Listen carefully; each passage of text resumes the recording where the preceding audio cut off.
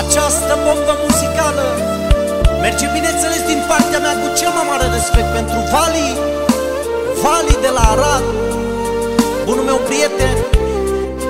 Are și el câteva vorbe aici valabile, ca lumea să înțeleagă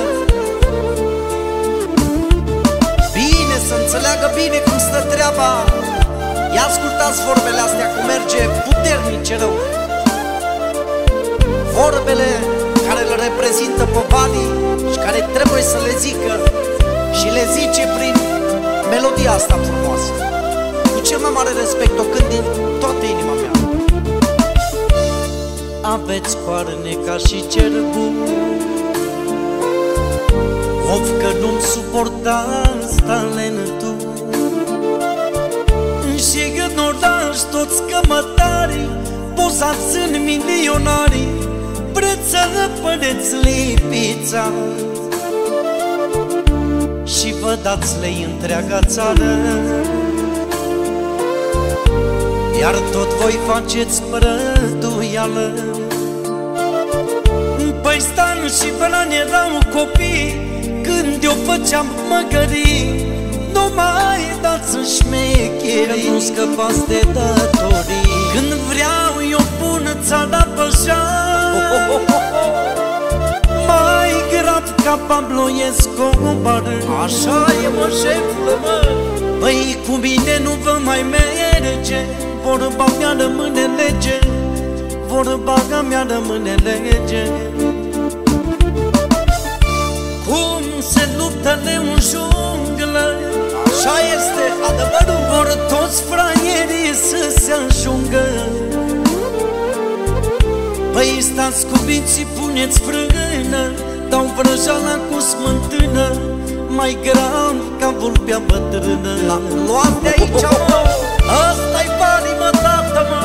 Vali de la Arad, cu cea mai șmecheră melodie. Ascultați bine, și mai are câteva vorbe frumoase și adevărate în același timp Vali. Ia să dăm ascultare toată lumea, s-o merită.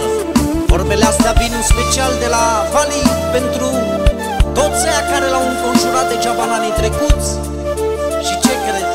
Rușine să le fie la aia care o fac și acum în anul 2025. Ascultați vorbele astea puternice rău.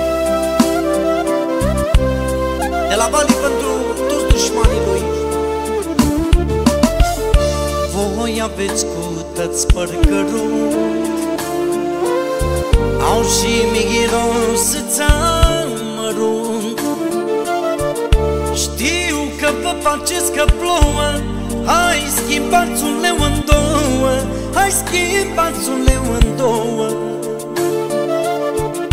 Măi dușmanilor, vă aud,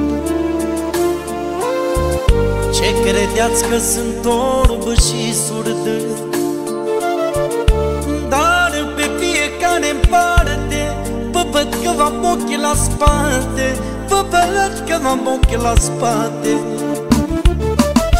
Când vreau eu pun țara pe jar,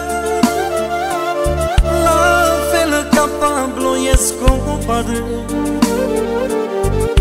Păi cu mine nu vă mai merge, vorba mea rămâne lege, cum e ele un junglă rege.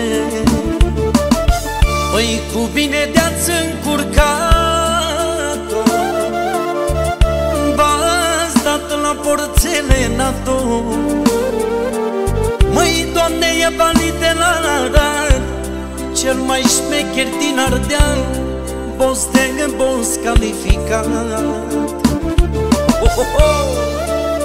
Asta a vrut să declare Vali într-o singură melodie, să spună tot adevărul așa cum îi place lui,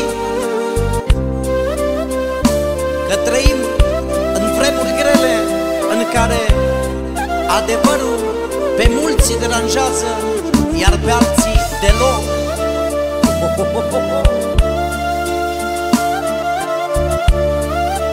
Cu cel mai mare respect am cântat melodia asta pentru Vali, Vali, Vali.